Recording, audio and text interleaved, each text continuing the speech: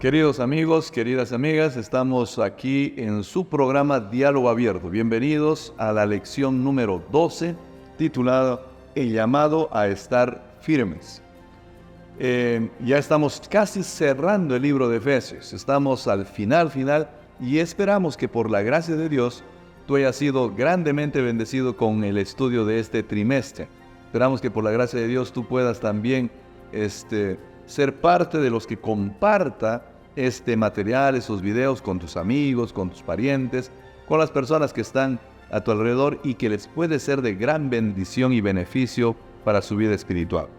Bueno, antes queremos también saludar a algunos de nuestros amigos, a Daisy Chávez, que nos manda saludos, a Alison Medina, desde Veracruz, México, a Lázaro Yáñez, a Juan Utrilla, a Hilda Méndez, de Virginia, de Estados Unidos, Juan Cabrera, y así hay hermanos y amigos nuestros que nos van mirando desde el extranjero, en Panamá, por ejemplo, Jerónimo Sánchez, y también a nuestros oyentes en la radio Nuevo Tiempo, aquí en el Perú, y especialmente también a los que están aquí en Lima, los millones de personas que escuchan aquí en Lima. Que Dios pueda bendecirte. Recibe un abrazo grande de tus amigos de la Facultad de Teología de la Universidad Peruana Unión, aquí en Lima también. Que Dios te bendiga. Ya estamos acá con nuestro invitado especial. Hace algunas semanas atrás lo tuvimos y ahora está nuevamente casi para cerrar nuestra lección de Escuela Sabática en el tema 12. Bienvenido, Álvaro. Gracias, Benjamín, por la invitación.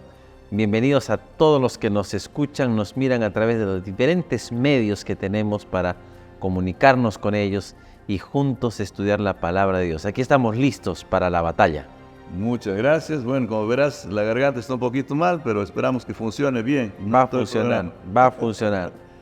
Este 16 tenemos una celebración especial, es el Día del Conquistador. Así es. Ha sido bonito estar con nuestras pañoletas. Con la pañoleta, ¿no? Pero... Así que a todos los amigos de la pañoleta amarilla, nuestros saludos, Maranata. Con seguridad esta semana los vamos a ver movilizándose en la ciudad. Seguramente. Calles, con actividades, distintos programas, porque son jóvenes muy entusiastas. Y únanse a ellos, apoyen al Ministerio de los Conquistadores. Bueno, feliz día. El 16 es el Día Mundial del Conquistador. Ahí tendremos en las iglesias adventistas un bautismo hermoso también. Seguramente. Así que si tú llegas a la iglesia, también por favor acompaña y participa de todo este momento bonito. El joven no es el futuro de nuestro país ni de nuestra iglesia, sino el joven es el presente. Los adolescentes, nuestros jóvenes son realmente el presente de nuestra iglesia. El 11 se está celebrando el Día del Contador. ¿No? También un saludo para ellos. Claro que sí, a todos aquellos que nos ayudan a tener nuestras cuentas claras y evitar evasión de impuestos. Les damos un saludo a nuestros amigos contadores aquí en el Perú, en el mundo entero, que el Señor pueda bendecirlos. Bueno, un abrazo para todos los contadores. De paso, un abrazo para mi esposa también, que tiene esa carrera, aun cuando ella va siempre alineada con las actividades de la iglesia en muchas áreas, pero Dios le dio el privilegio de estudiar esa carrera. Vamos a iniciar ahora sí, Alvarito, por favor, guíanos en la primera oración. Claro que sí, vamos a orar. Amante Padre que estás en el cielo y también con nosotros, queremos rogar, Señor, que tu presencia se manifieste en el estudio de tu palabra en esta ocasión. Bendice a quienes nos escuchan y que juntos podamos ser fortalecidos por tu palabra. En el nombre precioso de Jesús. Amén. Amén. Capítulo 6 del libro de Efesios, versículo 10 al versículo 20, es principalmente el tema de nuestro estudio en esta semana. Es muy interesante porque este texto comienza diciendo, por lo demás, hermanos míos. En la versión que yo tengo acá, dice, finalmente, ¿no? Finalmente, o sea, como cierre, ¿no? Hermanos míos, fortalezcanse en el Señor y en el poder de su fuerza. Vístanse de toda la armadura de Dios para que puedan estar firmes contra las artimañas del diablo. Versículo 12. ¿Por qué tenemos que vestirnos con las armaduras de Dios? ¿A qué se debe? ¿Por qué hay que estar armado y vestido como si fuéramos a la guerra? Es que estamos en guerra. Ahí está. Okay. Y no estamos en la guerra, una tercera guerra mundial, esperemos que nunca suceda, o algún conflicto bélico internacional, sino que estamos aquí frente al gran conflicto cósmico.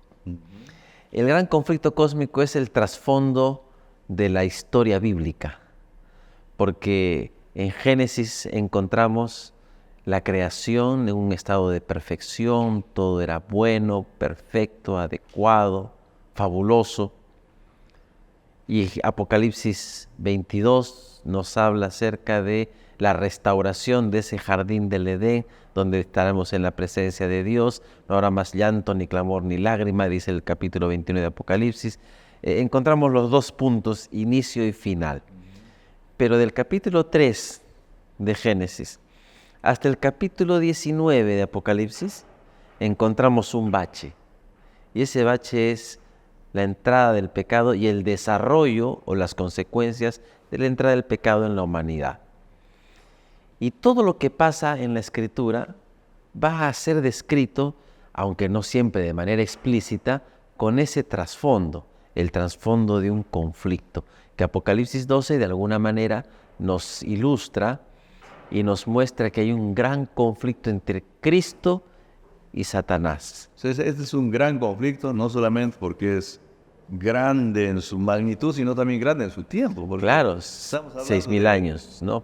Más o menos, ¿no? Y esperemos que pronto termine. Entonces, claro, el conflicto es entre Cristo y Satanás, y alguien se puede preguntar, ¿y qué tengo yo? ¿Qué vela tengo en ese entierro? Diría mi abuela, ¿no? El asunto es de que cuando el ser humano le permite a Satanás que se salga con la suya, comiendo del fruto, ¿verdad? Entonces nosotros nos hacemos partícipes del conflicto, porque entramos a tomar parte de uno u otro lado. De hecho, antes de la caída, teníamos en realidad la raza humana, Adán y Eva, tenían que mantenerse del lado correcto para no estar en el lado del enemigo. Para evitar, digamos, este conflicto, Dios no hubiese podido de una vez, bueno, Adán y Eva se fueron con el enemigo de Dios, con el diablo, ¿no? Ya acabo con todo el diablo, acabo con Adán y Eva, se acabó, ya no hay más conflicto, bueno. Podría haberlo hecho, pero no podría haberlo hecho.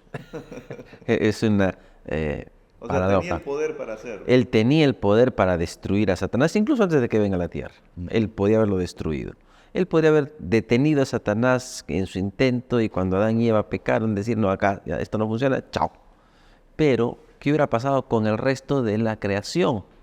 Con los seres celestiales, que creo que quedaron con una incógnita diciendo, pero ¿por qué tuvo que sacar a Lucifer, a ese ángel hermoso, como dice Isaías?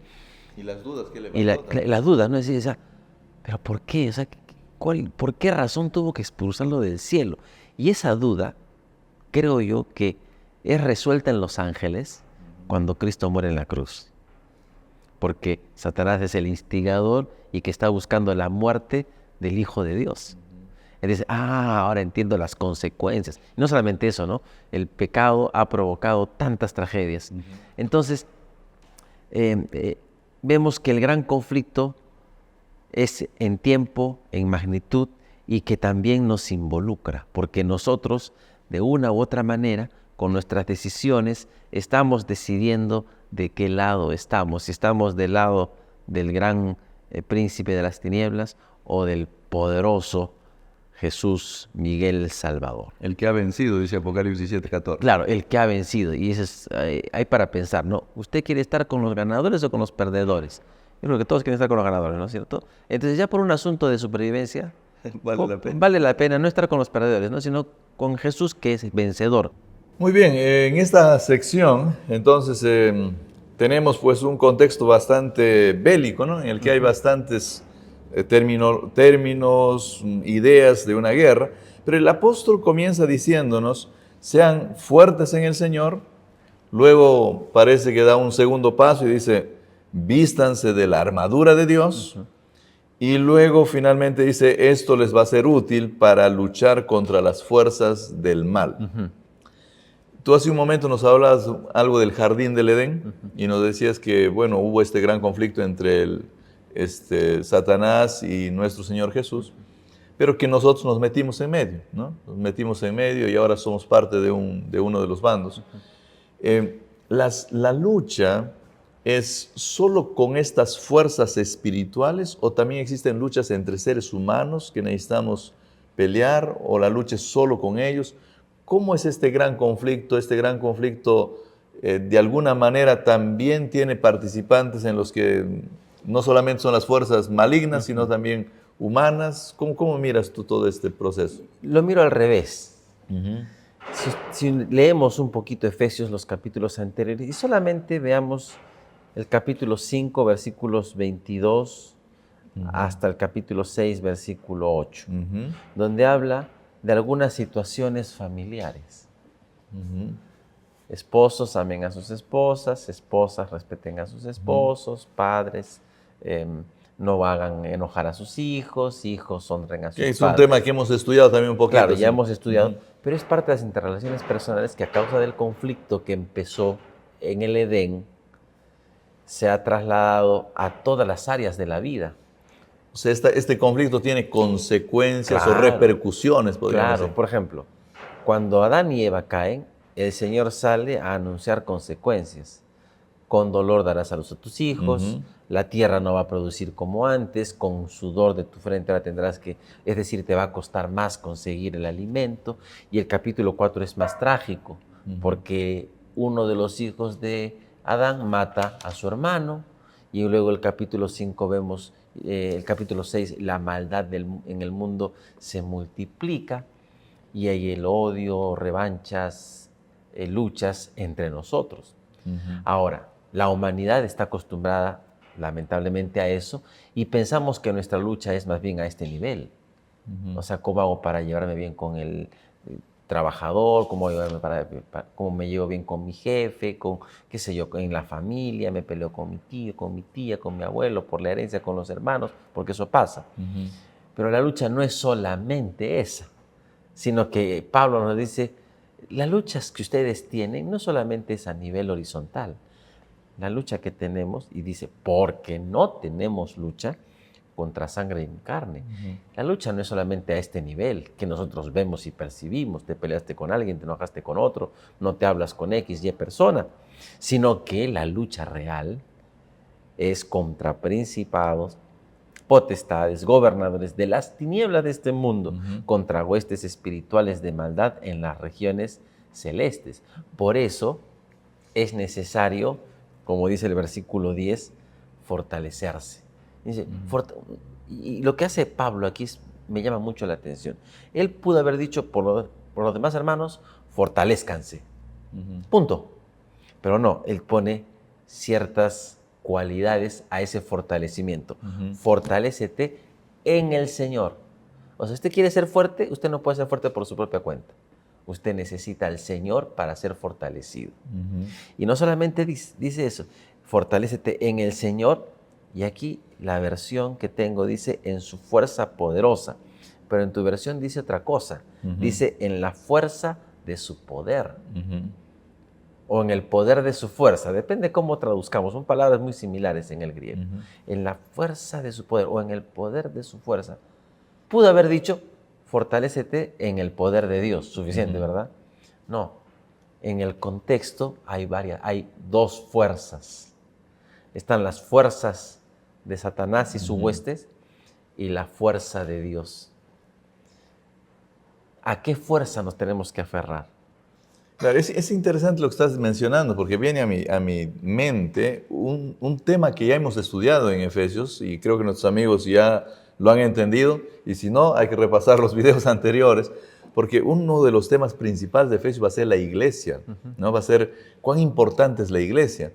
Pero viene a mi mente la idea de cuando tú estás hablando esto de la fuerza del Señor, capaz está haciendo referencia justamente a eso de ser parte de la iglesia, ¿no? También, no creo que sea el único, pero tal vez mira, tú puedes ser más fuerte cuando tú eres parte de este grupo, de este equipo, estás unido a este grupo y entonces eres más fuerte, es parte de la fortaleza del Señor. Sí, seguramente el vivir en comunidad nos fortalece.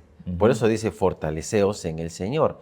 Pero no es solamente fortalecerse, no es solamente, bueno, hagamos grupo, hagamos unidad y enfrentemos juntos las cosas de la vida. Y eso es bueno, pero hay que hacerlo en el Señor y en la fuerza de su poder. Es decir, no con tus fuerzas, no con las fuerzas o con tus capacidades intelectuales, emocionales, con las se habla de las múltiples inteligencias, ¿no? No con tus múltiples inteligencias y capacidades, que te pueden ayudar, sino con la fuerza del poder de Dios que está por encima de las fuerzas del enemigo. Podría estar haciendo referencia a aquello que también el libro de Efesios habla bastante en varias secciones. Por ejemplo, el 4:30 habla del Espíritu Santo, ¿no es cierto?, que nos sella para el día de la redención. ¿Podría estar haciendo referencia a este ser divino, a la fuerza del Espíritu Santo para poder llevarnos a ser victoriosos? Creo que se implica ahí, porque el Espíritu Santo, además de Efesios, en Juan, no dice que Él es el que nos ayuda, es el consolador, que nos va a fortalecer, nos va a hacer recordar, nos va a convencer de las cosas que hacemos, buenas y malas. ¿Okay? Entonces el Espíritu Santo y Hechos dice que cuando ven el poder del Espíritu, ¿no? Entonces aquí puede estar también incluido el poder del Espíritu Santo, que es la fuerza del Señor, ¿no? Y podría ser lo que dice el versículo 17 de este mismo capítulo, ¿no? ¿Podría ser también esto? O sea, porque dice ahí que nosotros tenemos la espada del Espíritu, la que es la palabra de Dios. O sea, podría ser que la palabra de Dios que tenemos aquí escrita e impresa también sea parte de este poder de Dios en el que tenemos que fortalecernos. Yo creo que toda la armadura es el poder de Dios, donde se incluye el Espíritu Santo, porque es el que ha inspirado la Escritura. Y como bien has dicho, hay que acercarse a la palabra, pero fíjate que el 18 también dice algo más: orad en todo tiempo y con toda oración y súplica en el Espíritu. Entonces, el Espíritu Santo va a trabajar a través de toda la armadura, porque la armadura tiene diferentes aspectos, diferentes elementos, pero el Espíritu Santo va a trabajar a través de eso. Bueno, antes de entrar a la armadura nomás, para poder ver, porque el texto nos va a hablar de esa armadura, tú mencionaste hace un momento algo interesante, nos hablabas un poco de la iglesia o de la persona. Este pasaje, ¿se puede aplicar solo al individuo? ¿Se tiene que aplicar a la iglesia entera? O sea, ¿quién es el armado? ¿Es el individuo? ¿El armado es la iglesia? Bueno, en realidad aquí tenemos que tener en cuenta que si estamos en una batalla, en una guerra, no podemos pensar de que esta es una cosa solamente individual, o sea, cada uno luche como pueda, sino que tomando el lenguaje de Pablo, está tomando el ejemplo de las luchas y de las guerras. Por lo tanto, hay un ejército. Así como hay un ejército del mal, el pueblo de Dios es el ejército de Dios en la tierra, de alguna manera. Entonces, fíjate que dice hermanos míos. Y si dice hermanos míos en el versículo 10, está hablándoles de manera colectiva. También de manera individual, pero, a ver, en el Antiguo Testamento a veces el texto hebreo, a pesar de que está hablándole a la colectividad, utiliza un singular para enfatizar que esto es individual. A pesar de que es de todos, es individual. ¿Por qué no hace esto aquí Pablo? Porque Pablo finalmente tiene un pensamiento hebreo. Pablo dice, hermanos míos, es decir, iglesia, todos juntos tenemos que prepararnos para esa guerra. Claro, alguno puede desistir en la batalla, pero está haciendo un llamado al grupo de creyentes a que juntos se pongan la armadura de Dios, es decir, aquí luchamos juntos. Ahora, es interesante cuando tú también lees este pasaje, más abajo dice, por ejemplo, que nosotros vamos a recibir Vamos a ponernos la coraza, que es la justicia de Dios, dice. Y el pasaje del versículo 12 dice que nuestra guerra es en los lugares celestiales. Hace algunas lecciones atrás hablábamos contigo sobre los lugares celestiales. Y viene eso de la justicia de Dios. Me llama la atención esas dos cosas. Bueno, la salvación no es porque yo la merezca o porque mi justicia sea suficiente. De hecho, es insuficiente. Nuestras justicias, dice Jeremías, son trapos de inmundicia. Efesios, ya hemos estudiado esto, nos dice que es por la fe, no por obras para que nadie se gloríe.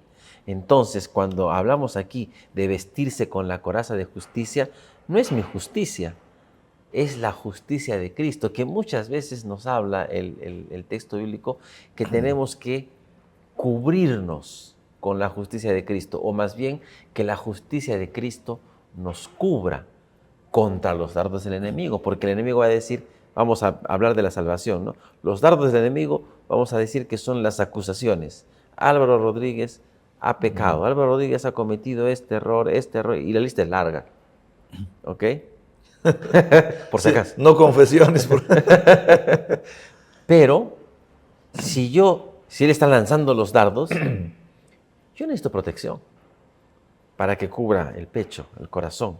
Y esa protección es justamente la justicia de Cristo.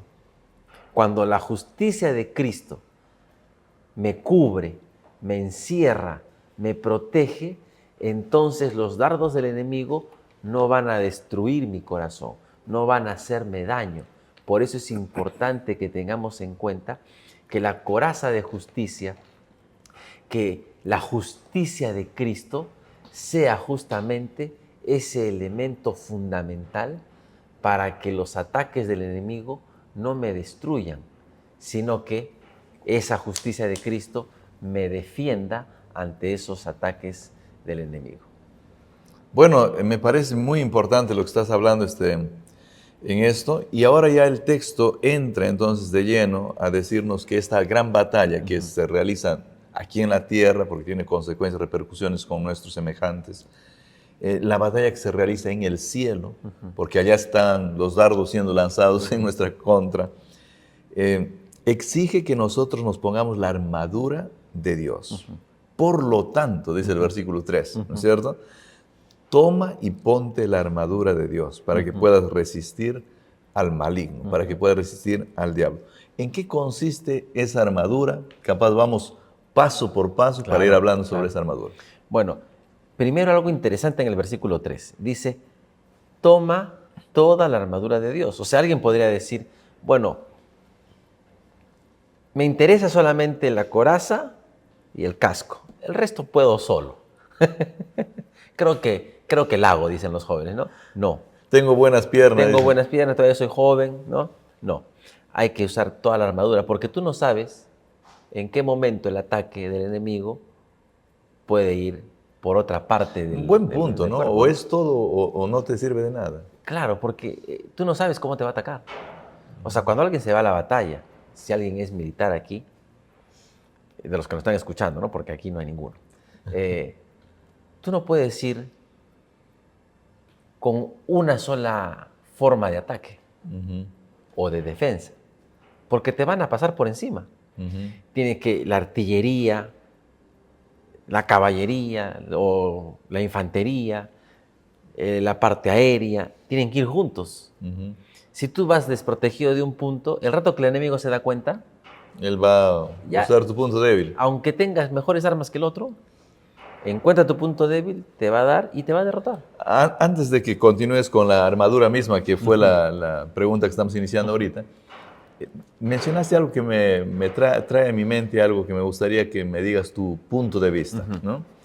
Es esta necesidad de poner la armadura, esta necesidad o esta realidad de que estamos en una guerra, ¿no es cierto?, nos lleva a que nosotros tenemos que atacar. ¿Cómo miras tú el texto? ¿Nosotros estamos poniéndonos esto para atacar o solo nuestra actividad es más pasiva y entonces es solo defendernos? ¿O es también ataque? ¿O son las dos cosas? No sé, ¿cómo miras tú este pasaje? Okay. Bueno, la lección nos dice un poquito, Ya. porque ahí dice el versículo 13 al final, estar firmes. O sea, pónganse la armadura y estén firmes. Estar firme uno podría decir, ok, manténgase en su lugar, no de un paso atrás. Entonces parece ser solamente defensivo. Pero chequeando un poquito lo que pasa en los días de Pablo con los ejércitos tenían tres cosas que hacer como ejército, como batallón. Primero, los enemigos deben cerrar con el enemigo, es decir, deben ir al encuentro del enemigo. No tienen que estar solo mirando de No lejos. solamente, claro, uno podría decir, pero es que Si estamos me en la atacan, batalla. me Si defiendo. me atacan, me defiendo. Bueno, incluso uno podría tomar otro pasaje de la Escritura de Pedro, donde dice, huyan del mal. O sea, hay que huir, claro, hay que huir del mal. No está hablando en ese contexto de guerra. En el contexto de guerra, si tú esperas, no necesariamente vas a ganar la victoria, porque te rodea y chao, se acabó el asunto. En el contexto de la guerra tenemos que ir al frente. Es decir, Dios nos está pidiendo, en primer lugar, que estemos al frente de la batalla. Porque la batalla no es solamente que yo quiero salvarte y te protejo, y para protegerte te pongo en un lugar seguro. No solamente eso. Cuando uno lee, y vamos a leer en la armadura, hay un elemento de ir. Medio bélico, medio... A anunciar. O sea, aquí dice sobre los calzados de los pies con el celo de anunciar el Evangelio de la paz. O sea, que tenemos que ir, pues.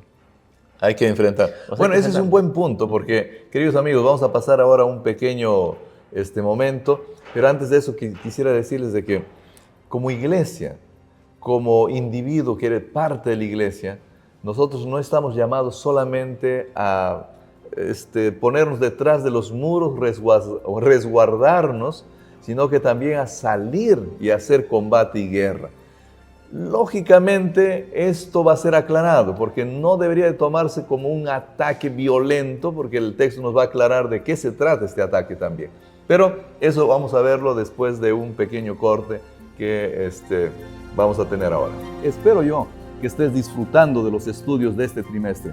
Y si tú lo estás haciendo, por favor, comparte este enlace para que otros también puedan disfrutar junto contigo del estudio de este maravilloso libro escrito por el apóstol Pablo, el libro de Efesios.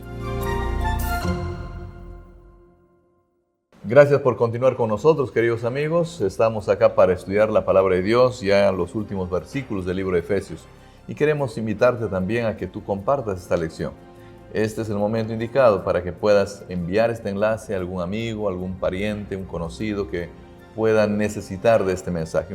También aprovechamos para saludar en este momento a nuestros oyentes de la 103.3 aquí en Lima. Nuevo Tiempo, una emisora que trae esperanza y paz a nuestros oyentes. Y a todos los demás que están por los distintos canales por los cuales se transmite este programa. Vamos a hablar ahora de la armadura, mi querido Alvarito. Vamos a comenzar con la primera parte y vamos explicando. Muy bien, en el versículo 14 dice, estad pues firmes, ceñida vuestra cintura con la verdad, vestidos con la coraza de justicia. Vamos por partes. Vamos con las dos juntas, porque el cuerpo, la parte del tórax y el vientre, es donde están las partes blandas, la parte vital. ¿Okay? Un golpe en esa zona es mortal. Es mortal. O sea, si te golpean la pierna, no te vas a morir. Esta armadura específicamente sería una armadura de protección. Claro, de protección, porque hay que ceñirnos con la verdad. ¿Cómo protejo lo más blando de mi vida? Con la verdad. Porque, claro, una cosa es la espada que te ayuda para atacar. Claro, ¿no? la espada ataca. Pero tú no vas con el pecho a atacar. Así es. Esto es realmente protección. Es protección porque te puede atacar, te puede caer una... haremos en tiempos modernos, te pongan una bala, ¿no? Un perdigón, qué sé yo. Tomando esa imagen, hay que cuidar la parte del tórax y el vientre, porque es la parte más, o sea, es el punto que si te cae ahí, se acabó. Cinturón de la verdad. El cinturón, bueno, en la imagen, imaginando, ¿no? El tiempo de Pablo, era un cinturón ahí, se colgaban muchas cosas seguramente ahí se colgaba la espada, se colocaban varias cosas en el cinturón. ¿Por qué dice de la verdad? Hoy en día en este mundo en el que nadie es dueño de la verdad. Claro, la verdad es relativa, Benjamín, no te olvides de eso, ¿no?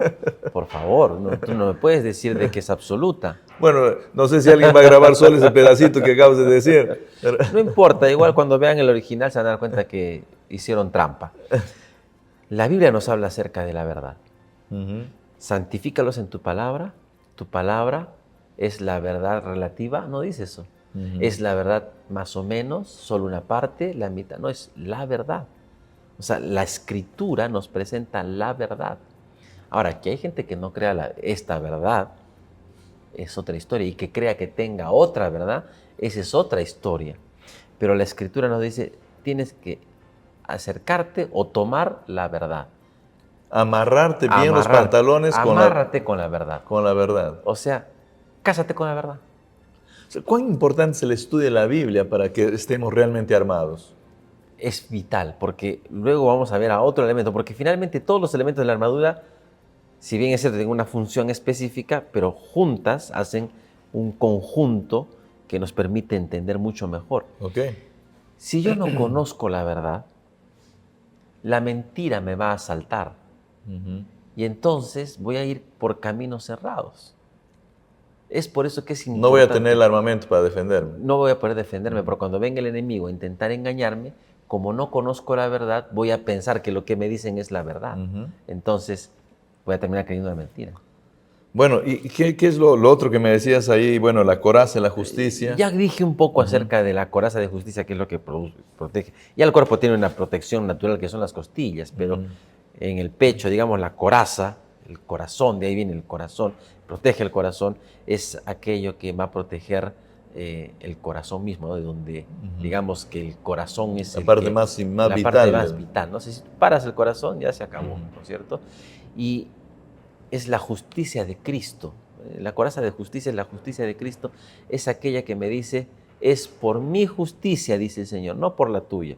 No es por lo que tú hagas, es por lo que yo hago por ti. Entonces ahí encontramos que la verdad y la justicia de Cristo son elementos protectores que nos cuidan del enemigo. ¿Okay? Luego dice el versículo 15, y calzados los pies con el celo por anunciar el evangelio de la paz. O sea, hay que ponernos los zapatos de la predicación del evangelio. El predicar es un asunto entonces activo, ¿no? Ahí digo, porque si bien es cierto la lucha no es contra carne ni sangre, sino con las potestades celestiales, vivimos en el mundo en el que tenemos que anunciar el evangelio. Y para anunciar el evangelio hay que tener bien clara la verdad, por eso hay que ponerse el cinturón de la verdad. Y hay que estar cuidados con la justicia de Cristo para que al caminar anunciando el evangelio no hablemos mentiras, sino hablemos la verdad. Y no nos dejemos engañar por mentiras, sino que al anunciar el evangelio, pues anunciemos justamente lo que el Señor quiere, la paz, la salvación. ¿Qué opinas tú de esta idea que yo he escuchado en varios lugares, ¿no? De que, bueno, tú si vives una vida de comunión con Dios, tu testimonio de vida, de forma inconsciente, ya es un sermón. Tú eres un trabajador bueno, eres una persona distinta, los vecinos te conocen. Inconscientemente, sin darte cuenta, tú estás predicando un gran sermón y estás cumpliendo la misión. En base a este texto que me estás hablando de colocarse los calzados, avanzar, caminar, ¿cómo miras tú esa idea? Me parece que es una verdad a medias. Okay. Porque es cierto que cuando uno vive correctamente, hay gente que te va a observar y va a decir, Benjamín dice que es cristiano, voy a observarlo. Mira, la vez pasada tuvo la oportunidad de robarse esos 20 soles, pero no se los robó. ¡Qué buen cristiano! Sí. Y no eres muy consciente, pero estás... No eres muy consciente, pero de alguna manera tu forma de vida es un ejemplo para aquel que te observa. Pero hay mucha gente que no te observa. Claro. O sea, no todo el mundo está pendiente de qué pasa con todos los cristianos. Entonces, hay una parte de que es verdad que tu testimonio, tu forma de vida, tu estilo de vida, dice, este es diferente.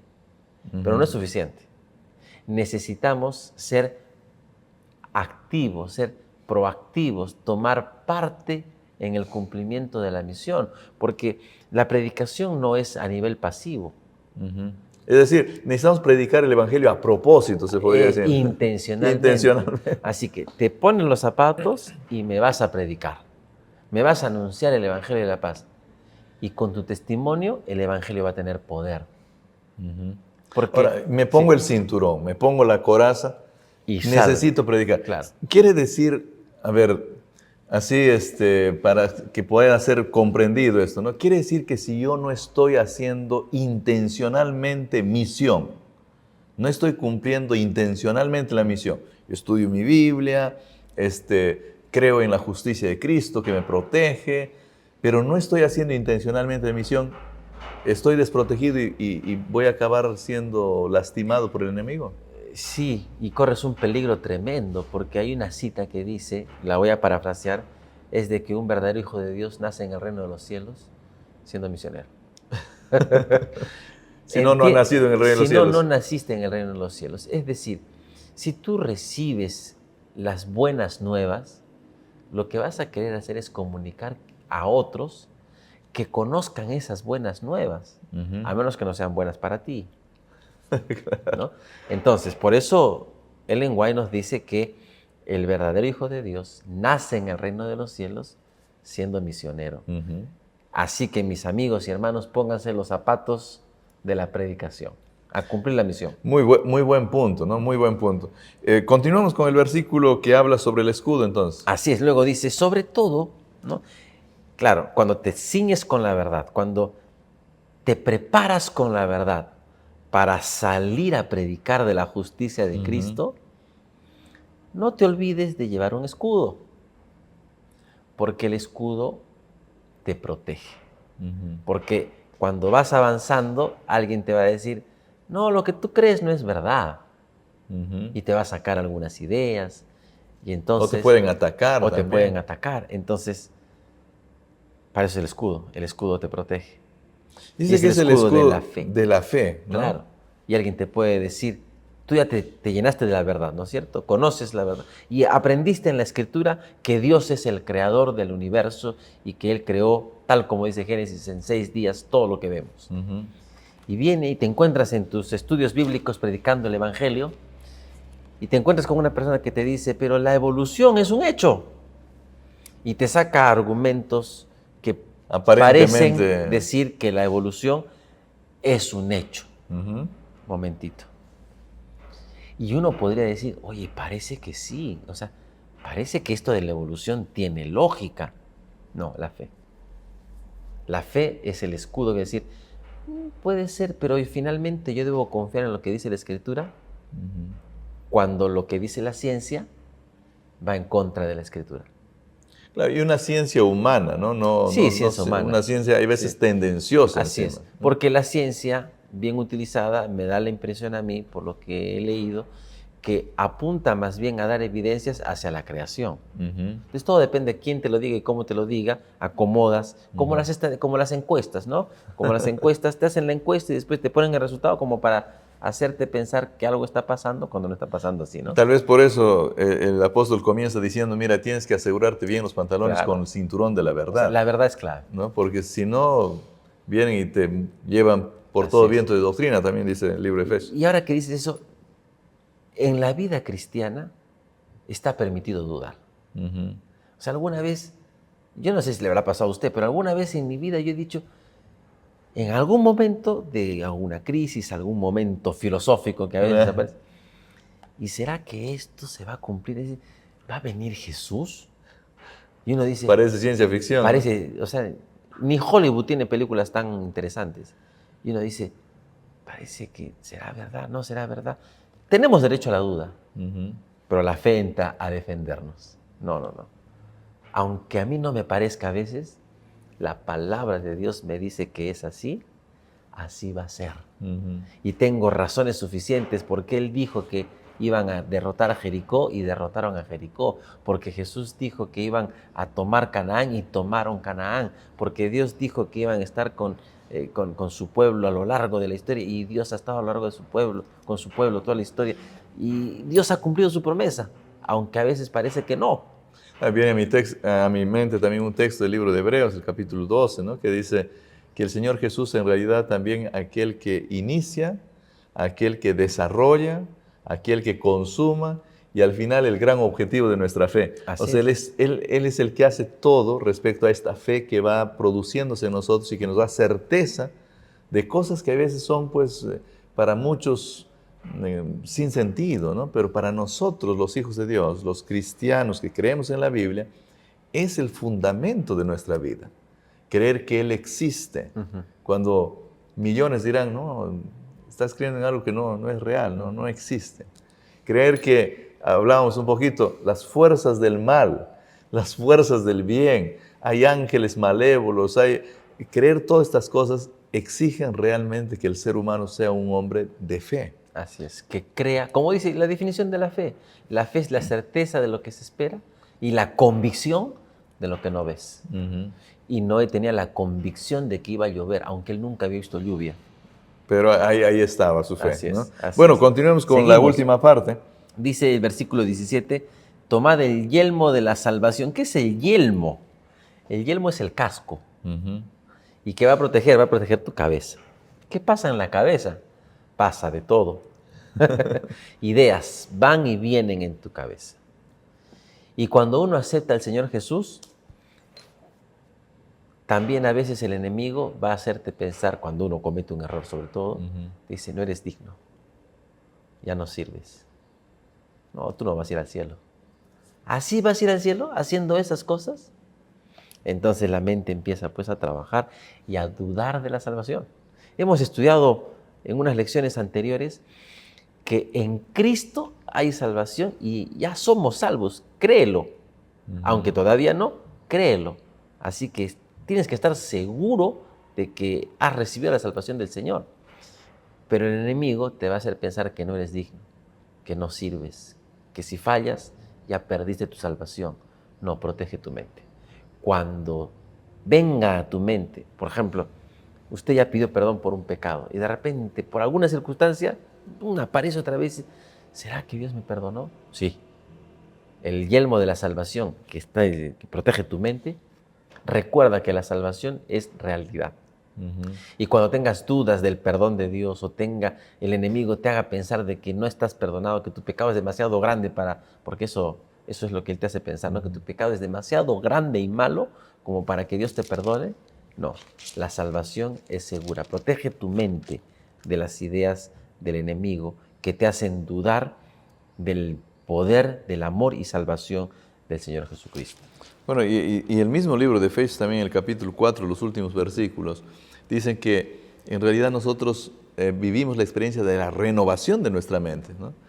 Porque esta mente normal nos hace pensar todas estas cosas, tal vez no hay futuro, capaz acá nomás hay que disfrutarlo todo, ¿no? Mejor acá nomás quemo todas mis balas, ¿no es cierto?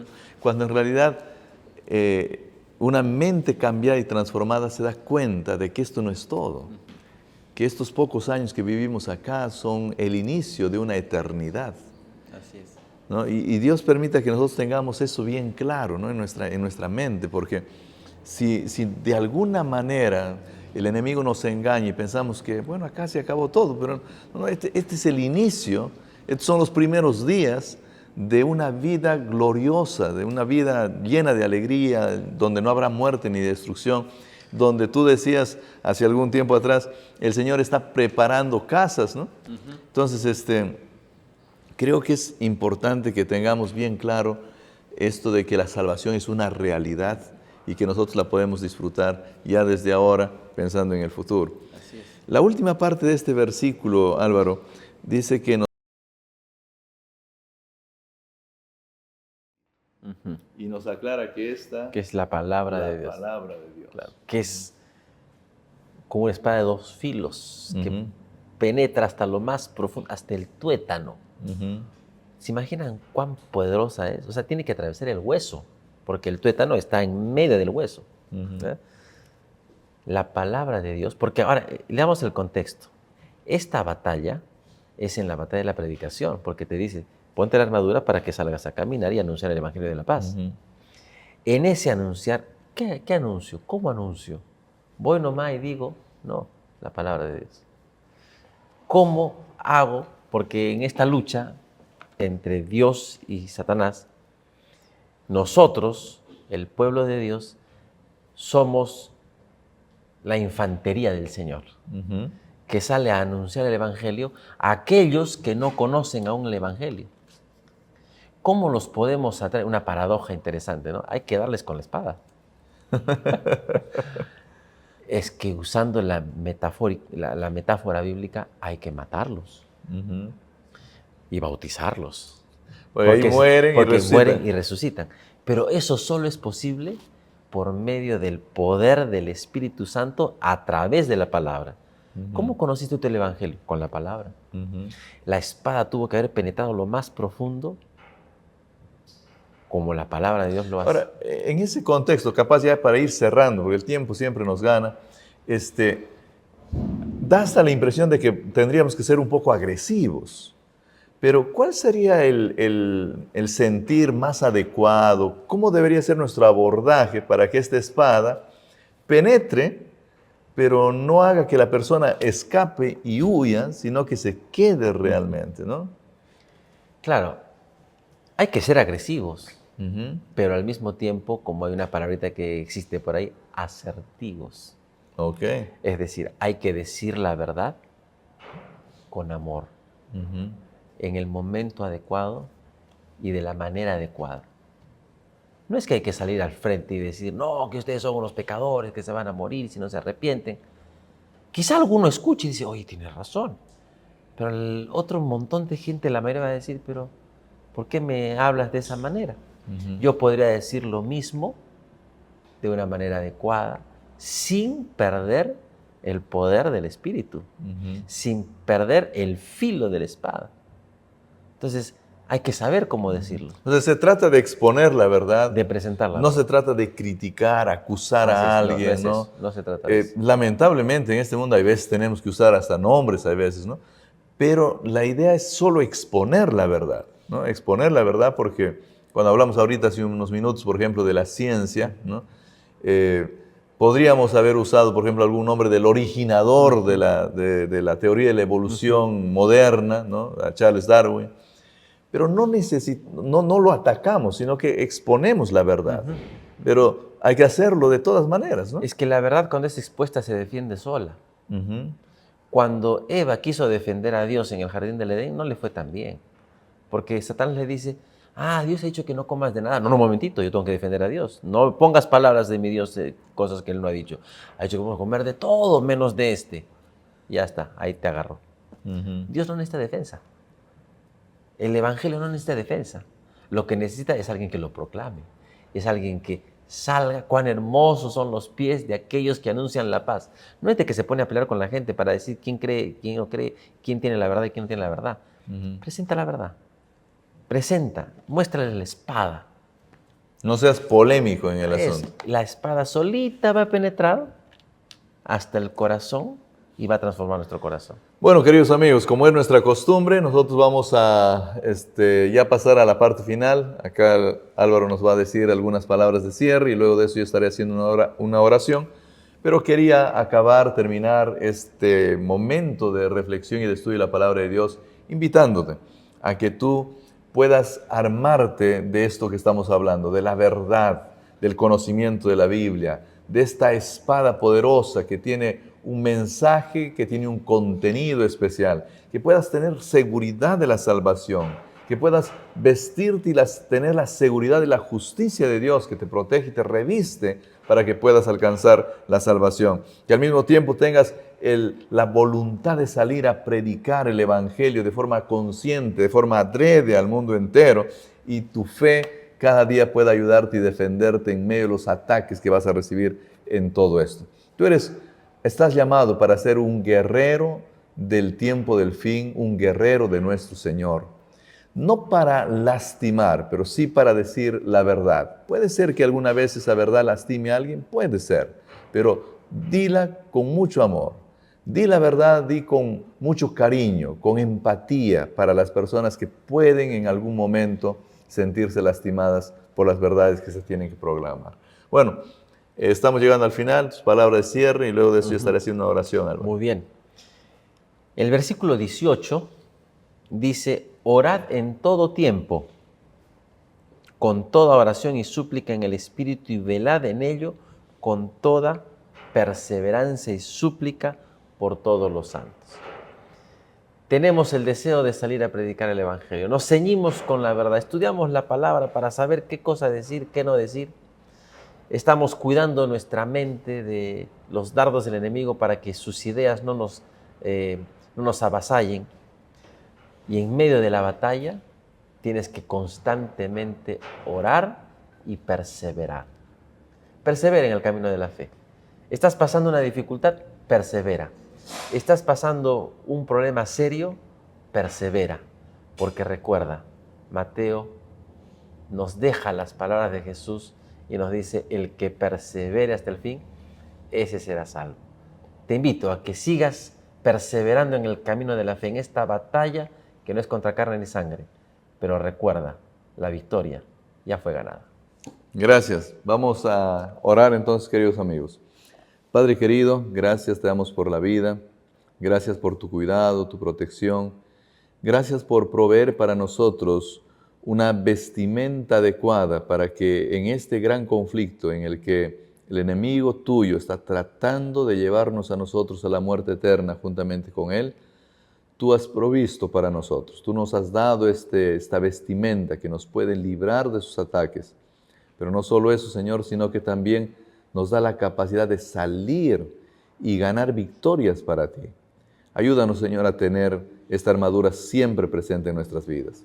También en esta hora quiero pedirte por nuestros oyentes, que tú los conoces y sabes su realidad. Capaz alguno de ellos, Señor, está teniendo un problema financiero serio en este momento, problemas de salud que siempre acechan en este mundo de pecado. Por favor, sé con ellos. Responde a sus oraciones. Haz tu voluntad en sus vidas. Sobre todo te pedimos por la salvación de ellos, Señor, que ellos tengan la seguridad de que la salvación tú se las estás regalando y tienen ellos simplemente que recibirla. Bendícenos a todos nosotros. Te lo pedimos en el nombre de nuestro Señor Jesús. Amén, Señor. Que Dios los bendiga, queridos amigos. Este fue su programa Diálogo Abierto. Nos vemos la próxima semana.